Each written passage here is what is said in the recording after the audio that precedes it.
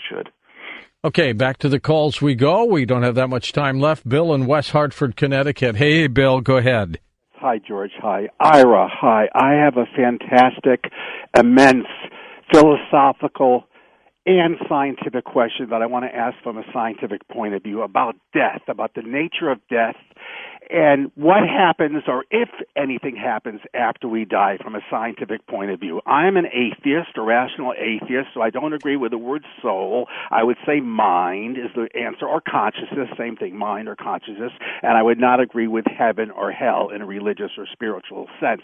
But I do think personally it is possible that the mind or the consciousness of a person might be able to exist in what I would call maybe an energy dimension or an energy universe once the brain and the body fully dies. My question to you specifically is, do you think it's possible that your studies, your experiments in the near future, in a few years, may give us not only a theory of consciousness, understanding what consciousness is, because we don't know yet what consciousness is. Dr. Leonard Mlodinow, physicist, said that on Coast a few years ago.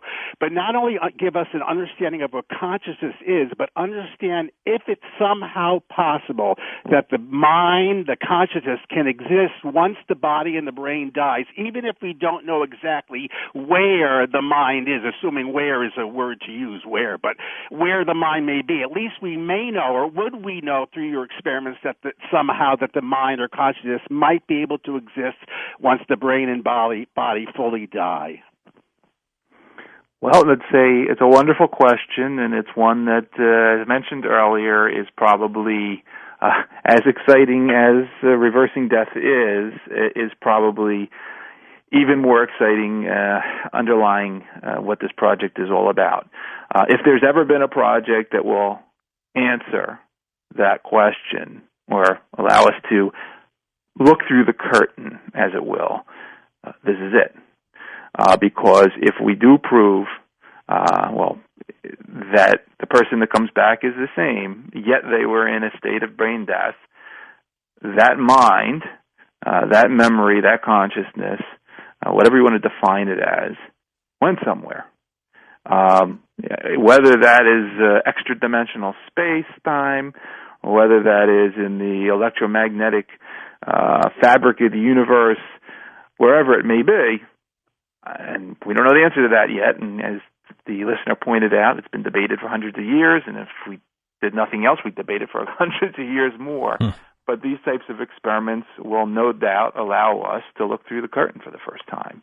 And it is, as mentioned, it is an equally important and fascinating part to this type of research, because you can only ask the non-human species so much, but when you can ask a human what was there, and when they come back, you're opening a unique field of knowledge and truth. Are the biologists and the medical doctors that are coming out of college, are they excited about this field?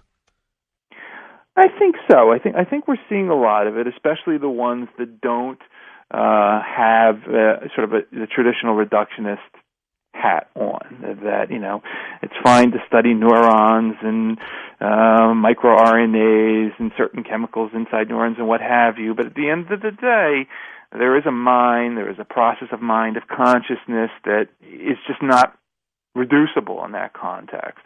And these are the types of programs that ultimately will elucidate for us some of those answers. So we think we're getting a lot of positive feedback from all fields, actually. It's been a lot more surprising than I thought about how supportive, even people in the long-time folks that have hung around the neurointensive space for 30, 40 years, they come out of the woodwork and say, you know what, I've been doing this for the last 40 years, and I've been waiting for somebody to take this chance and somebody to do work like this.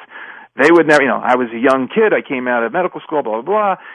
I could never do it. I didn't have the time or the resources, but it had to be done, and it's never been done, and thank you for doing it. So we're pretty pleased with that response from the